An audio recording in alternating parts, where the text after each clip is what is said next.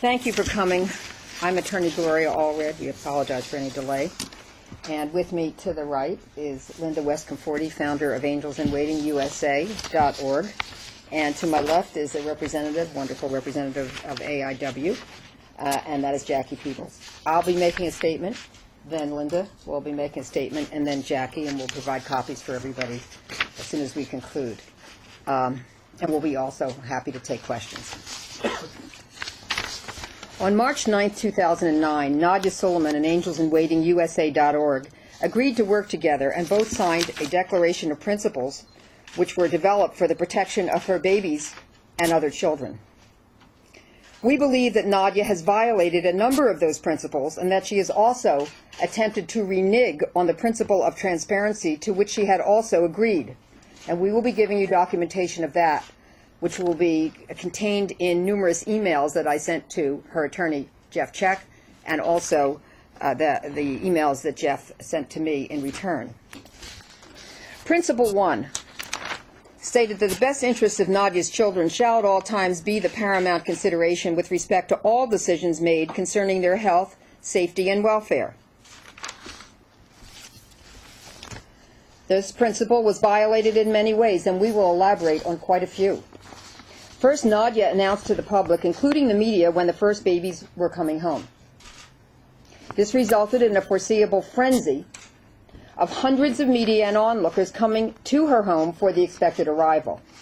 In addition to the danger presented to the babies by the chaotic situation outside of the home, she and her attorney permitted a dangerous and unhealthy environment inside of the home for the baby's arrival. Inside, media was permitted to set up dirty camera and light equipment, electrical cords, and audio equipment inside the very small nursery which held the cribs and rocking chair. The nursery had been sanitized by the nurses for the benefit of the high-risk premature infants. But the presence of the media and many of their reporters, producers, cameramen, audio personnel, and others changed all of that immediately for the worse. It substantially increased the possibility of infection for those precious little babies.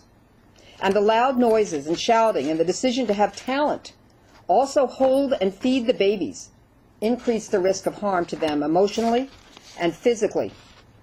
At one point, Linda West-Conforti tried to rescue one of the babies in the garage and remove the infant from the car seat after the paparazzi swarmed the car, and a loud noise which sounded like a gunshot had gone off.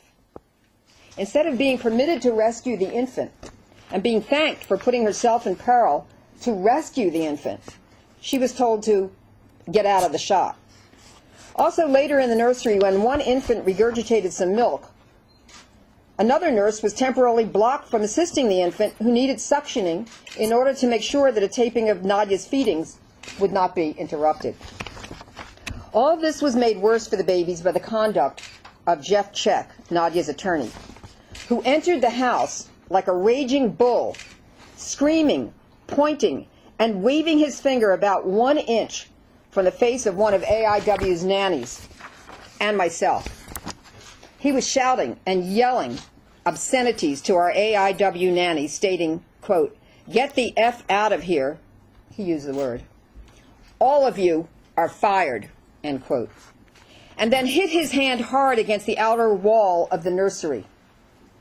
This violent atmosphere and loud noise, we believe, had a negative impact on the babies, who had just come from a quiet hospital nursery. Also, Nadya's other children were permitted to touch the new babies without sanitizing their hands. And many of the numerous people allowed into the nursery also had not sanitized themselves.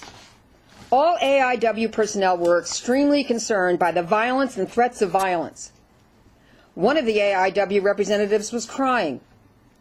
I told Jeff not to touch me. Linda told him that she would deck him if he did. Nadya, as the mother of these babies and other children, is responsible for the dangerous environment in her home, which she permitted and even encouraged by allowing the media inside, with no security provided and little or no boundaries set.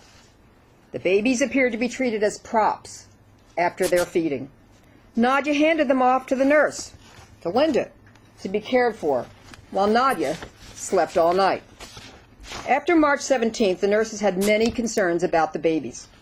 Nadia's extremely minimal involvement, or even apparent interest in the babies, unless cameras were rolling, were among their concerns.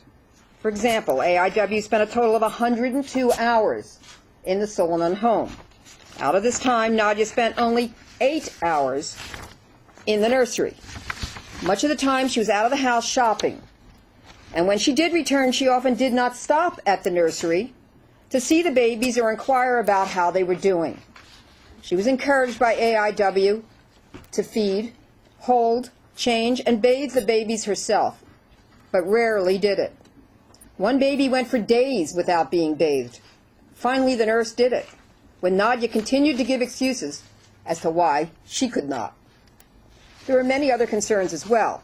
Security was not provided, and Linda will address the specifics of that issue, including the fact that actually 3 intruders entered the property after March 17, 2009. And even though Linda and I asked for security measures, and I have an email to prove it, appropriate security was not provided for the babies, nannies, and nurses. Another issue is that AIW had a major concern about the nannies that Nadia had obtained to care for the babies. And this issue will be addressed by Jackie.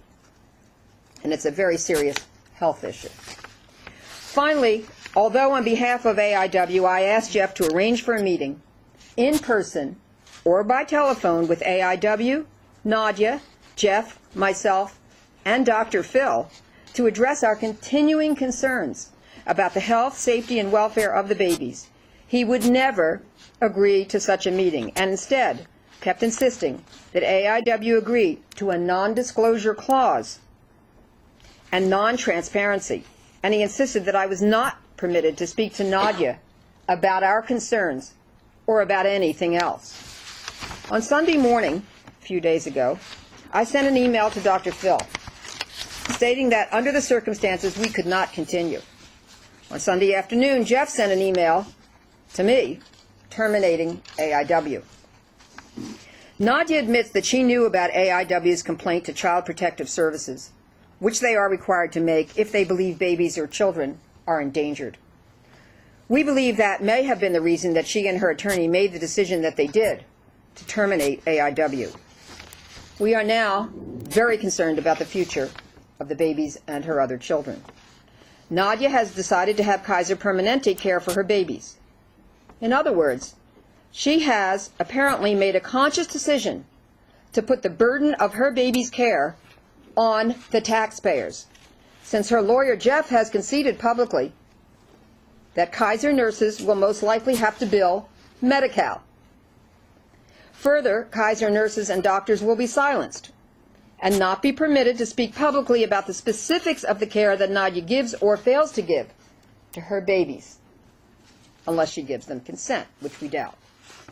This is advantageous to Nadia and her lawyer, since the public will only be told their side and will not be able to get all of the facts as they could if Nadia had kept her agreement with AIW and Dr. Phil to allow supportive care by AIW and complete transparency by permitting Linda to speak. We do have a signed consent, which she originally signed, permitting Linda to speak, but then subsequently all of the emails trying to withdraw that consent. So we ask, what are they trying to hide and why? Our concern is, and always has been, the protection and the care of these babies. If the past week is a predictor of the future, we are not optimistic. AIW, the strong advocates, the voice of these babies, has been silenced in the only way that Nadia and Jeff could. We wish the best for Nadia and these babies and their 6 siblings, but we can now only pray to God that Nadia's poor choices, money-making schemes, and improper priorities will not result in irreparable harm to any or all of her children in the future. And now I'd like to introduce